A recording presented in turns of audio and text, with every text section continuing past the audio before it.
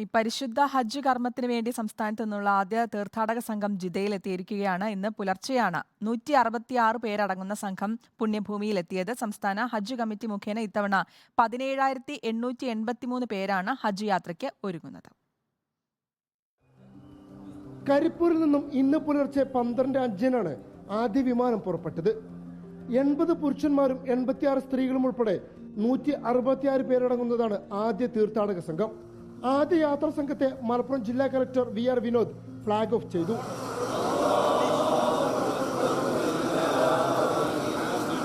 ഹജ്ജ് ക്യാമ്പിന്റെ ഔപചാരിക ഉദ്ഘാടനം സംസ്ഥാന ഹജ്ജ് വകുപ്പ് മന്ത്രി വി അബ്ദുറഹ്മാൻ നിർവഹിച്ചു. കണ്ണൂരിൽ നിന്നും 3141 ജായമാരാണ് പോകുന്നത്. കൊച്ചിയിൽ നിന്നും 4391 രാജ്യമാരാണ്. കോഴിക്കോടിന്റെ ചരിത്രത്തിൽ ആദ്യമായിട്ടാണ് ഇത്രയും അധികം രാജ്യമാർ ഈ എംബാർക്കേഷൻ പോയിന്റിൽ നിന്നും പോകുന്നത്. തീർത്ഥാടകരെ സ്വീകരിക്കുന്നതിനും യാത്ര അയക്കുന്നതിനും വിപുലമായ സജ്ജീകരണങ്ങളാണ് ഹജ്ജ് ക്യാമ്പിൽ ഒരുക്കിയിരിക്കുന്നത്. പുണ്യഭൂമിയിലെത്തിയ ഹജ്ജ് കർമ്മം എന്ന ജീവിതാഭിലാഷം സാക്ഷാത്കരിക്കാൻ പോകുന്നതിന്റെ ആത്മനിർവൃതിയിലായിരുന്നു കരിപ്പൂരിലെത്തിയ ഓരോ തീർത്ഥാടകരും.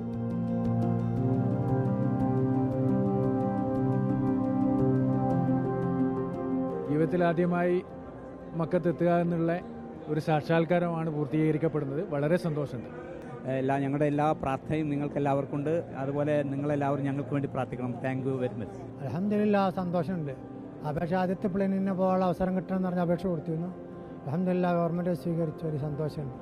സംസ്ഥാനത്തു നിന്നും ഹജ്ജ് കമ്മിറ്റി മുഖേന ഏറ്റവും കൂടുതൽ തീർത്ഥാടകർക്ക് ഹജ്ജ് യാത്രയ്ക്ക് അവസരം ലഭിച്ചതും ഇത്തവണയാണ്. Reporter Ashkar Ali Karimba, in reporter, Malappuram.